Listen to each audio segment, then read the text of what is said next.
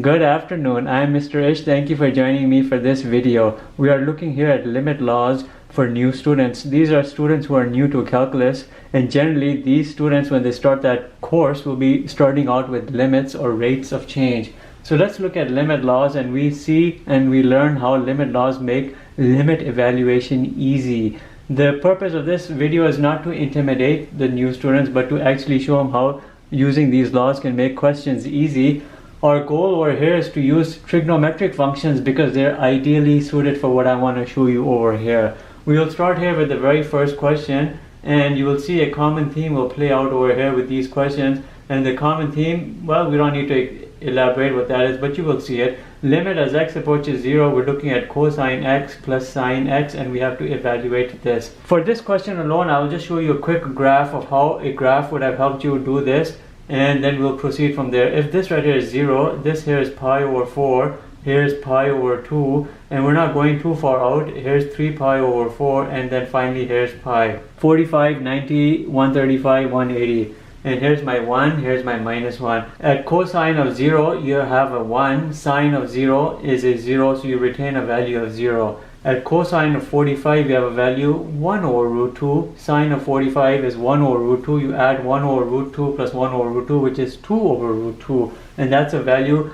larger than 1, and we can fit it right over here. That would be a value root 2. When you do pi over 2, cosine of pi over 2 is a 0. Sine of pi over 2 is a 1. We come back over here. When you look at 135, cosine here is going to be a negative value. You're looking at a cosine of a 45 in the second quadrant, which is minus 1 over root 2, plus sine of 135, which is a positive, and it cancels out, you get a 0. When you look at cosine of pi, which is a minus 1, and the sine of pi is a 0, you have a minus 1 plus 0, you're getting this. Here I'm showing you what the curve is for cosine x plus sine x for each value that you're looking at, and you know your graph is looking something like this. So look very carefully here. Limit as x approaches 0, either from the right or either from the left, your function will approach this value here. And what that value approaches, you are looking here in terms of the y value, and here you have a coordinate coming out 0, 1. The y value is this right here, which is 1, and your answer here is 1. So this I purposely presented here. Remember, each coordinate was evaluated in terms of the sine of that value and cosine of that value, and we added it because of that. You can do a similar exercise for everything I'll show you, but it would be lengthy and there really would be no need for you to do it. That's why the limit laws come into play, because they help expedite procedures. Utilizing the sum property of limits, the limit of a sum is equal to the individual sums of their limits. So we can separate everything here as limit as x approaches 0, we have cosine x, plus limit as x approaches 0, we have sine x, and you would individually evaluate this. Generally for trigonometric functions, you can use a direct substitution property, and let's abbreviate that, direct substitution property, where you can generally put in and plug in that value that is being evaluated here directly into your function. We're evaluating 0 here, so put it here in your function. That's a direct substitution property of limits, and you can utilize that for trigonometric functions, generally for rational functions, for polynomials. You can sometimes use it for radical functions. Anyhow, cosine of 0 is a 1. Sine of 0 is a 0. 1 plus 0, 1. And we have evaluated and we have confirmed this answer to be the true. We use a graphical approach, and we use this laws of limit approach, and I like the laws of limits approach easy, especially when I keep this direct substitution property in mind. So this first question is done. Now we will slowly but surely modify our questions as we go along for this beneficial exercise. We're now looking at a cosine x minus sine x, and remember, we're not using the graph here unless it's really needed, because we don't need to rely on graph all the time. Cosine x minus sine x, the limit of a difference is equal to the individual difference of their limits. That's the difference property of limit, a very important limit law. You would here, utilizing the direct substitution property, very well plug that into place of x. Cosine of 0 minus sine of 0, this here is a 1. This here is a 0, we get a 1. So cosine x minus sine x, the limit of this function as x approaches 0 would be a 1. However, well, this question is done, but however, if the question was worded differently, we would have a different outcome. Let's look at that. Limit as x approaches 0, we're looking at sine x minus cosine x. Now individually separate them in their individual limits, and then you'll see how that will come into play. Again, you can utilize the direct substitution property, well, we should put here of limits, because it's a very useful tool. Generally applicable very much so for trigonometric functions. Sine of 0, 0. Cosine of 0, 1. 0 minus 1 here is equal to minus 1. Now in this instance right here, your value should be minus 1, not positive 1, and this right here would be true. So this right here is showing you how the limit laws are expediting these procedures for you. Okay, let's look at this question here. Limit as x approaches 0, we're looking at cosine x times sine x. The limit of a product, this right here will be the product rule or the product law of limits.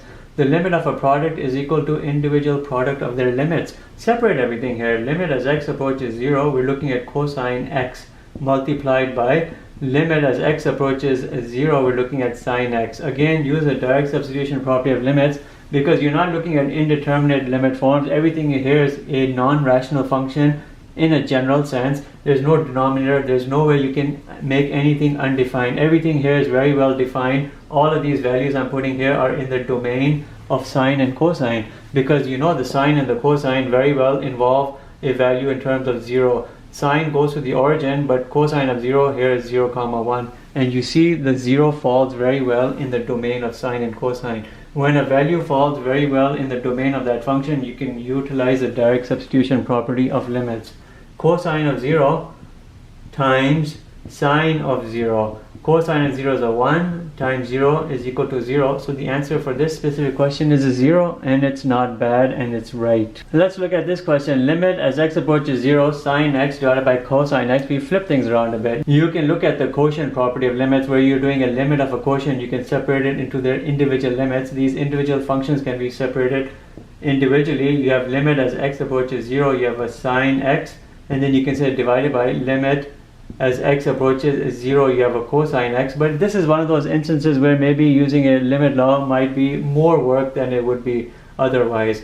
Limit here, using the direct substitution property, you'd get a 0 over here, because sine of 0 is a 0. Here you get a 1, 0 divided by 1, you get a 0. Your answer here would be 0, and you would be right. But perhaps a better way to have looked at this question would be to use trigonometric identity. You know, sine x over cosine x is really tan x. And now you're looking at it in this way. Tan of 0, you can use a direct substitution property, because 0 is in the domain of tan. Remember, tan looks something like this: pi over 2, pi over 2 minus pi over 2, the asymptotes, and the 0 is in the domain. So you can just do tan of 0, and here you get 0. All of these answers are right, but here utilizing the limit law might be more work, and just using the trigonometric identity is less work. Remember, sine divided by cosine is an identity. It's an identity which shows you tan is made up of the quotient of sine and cosine. Let's flip things around here. Cosine x divided by sine x, limit as x approaches 0. You could use the separation over here of the functions, cosine x, and then divided by limit as x approaches 0,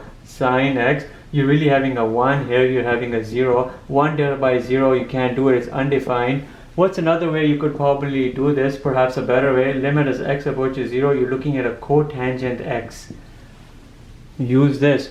Generally picturize what the graph would look like. You know, cotan is a cosine divided by sine. Sine zeroes out at these pi angles and 0 angles. So you'll have asymptotes develop here at minus pi and pi. These are your vertical asymptotes. Your cotangent function would look something like this right here. We're looking here at this value. Here, cotan x, x approaching 0 does not exist, D and E. That's a better answer, does not exist, versus you just going like this. That is undefined. It is very well defined. It's just that the limit does not exist. Utilizing here the limit law is perhaps not a very good way. I'm putting x here not because it's wrong. I'm putting x here because it's perhaps not a good way. The better way is to utilize this, and I'll elaborate on this. This way right here is to look at everything here in terms of the cotangent.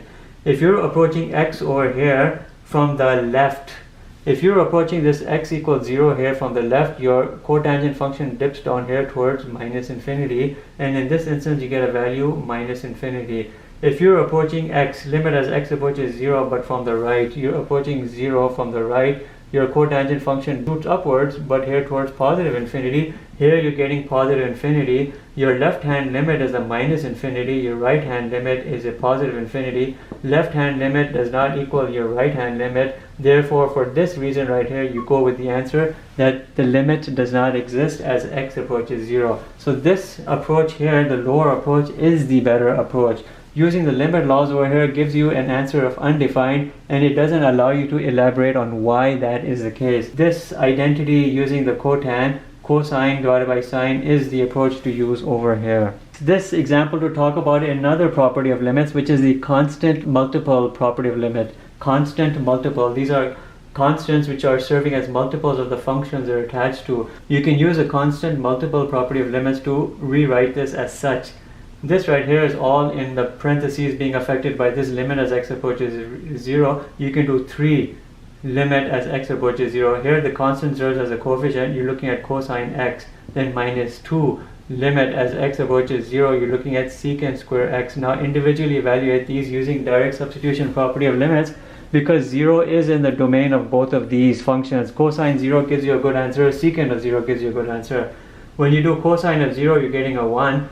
You're getting a 3 times 1 over here. And when you do secant of 0, you're basically getting 1. And that 1 square gives you a 1. Here you're getting a 2 times 1. You get a 3 minus 2, and your answer here should be 1. And your answer here would be right. So this right here is a constant multiple property of limits. And it's a very useful law, limit law, to know. Constant multiple property or constant multiple law or rule of limits. Let's look at this question. This question has several parts to it. You have a difference, you have a constant multiple, and you have a quotient over here. If you want, you can very well realize that pi very well falls in the domain of all of these. Sine pi of a 0, cosine pi is a minus 1, secant pi is a minus 1, but when you square it you get a positive 1. So pi is in the domain of all of these. You can use a direct substitution property of limits, and you could literally just do 2 cosine of pi minus sine of pi divided by secant square of pi. You know cosine of pi is a minus 1, which hits with this 2, you get a minus 2. Sine of pi is a 0, and secant of pi is a minus 1 by the reciprocal effect of cosine, but when you square it you get a positive 1. And here you get an answer of minus 2, and that right there is a good answer, and it's a right answer. You could also, if you were tasked with having to separate all of this using the limit laws, you can do that too, and we can show you how you would do that. And I'll show you right here. You would do 2 using the constant multiple property of limits. Limit as x approaches pi, you have a cosine x.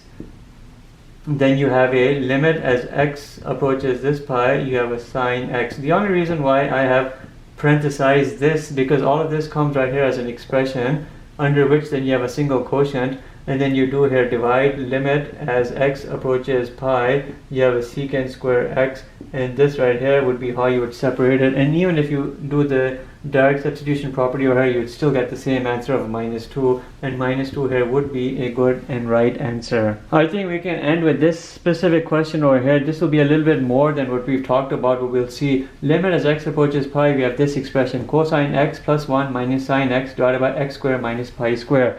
Now when you're looking at this, you know you're still dealing with trigonometric functions for which pi falls very well in the domain of sine and cosine. You can use a direct substitution property of limits, and you could try what would happen. Cosine of pi plus 1 minus sine of pi, and this right here is the numerator, divided by pi square minus pi square. When you do this, you're getting a minus 1 plus 1 minus 0 divided by 0. You get a 0 over 0, and you know you can't do that, so you're kind of thinking, what do you do now? And then this is where then the whole topic of indeterminate limit forms comes into play, and then you have to learn all of that. Anyhow, you would understand here, visually plugging this in, that you have a 0 over 0 indeterminate limit form for which you would use this L'Hopital's rule. L'Hopital's rule, or you can say law, however you want to say it. It allows you, once you've learned how to do derivatives, to do the derivative of the numerator expression, and then you do a derivative of the denominator expression, and then you go from there. And we can do all of that, and then we can end this video with this last example. When you're doing all of this, you would then be able to literally put this pi into places of x after you've done your derivative. Once you've learned the derivative, you know cosine x is a minus sine x. Derivative of a constant would just be a 0. Derivative of minus sine x would be a minus cosine x. and then here derivative of a constant would be a 0, but derivative of x squared would be 2x, and then you could literally put pi over here in places of x and see what would happen. When you would put pi here in places of x, you get minus sign of pi, which is a 0. Here you'd get a minus 1, which would hit with minus 1, you get a plus 1, and here you'd get a 2 pi, because pi is coming here in place of x, and here your limit answer would be 1 over 2 pi. So then in this instance, after using this L'Hopital's rule, which is a French word for the French mathematician, then you get an answer of 1 over 2 pi, and this answer here should be right. And with that, I thank you for watching this video on limit laws for new students to calculus. Thank you, stay tuned, have a nice day, bye.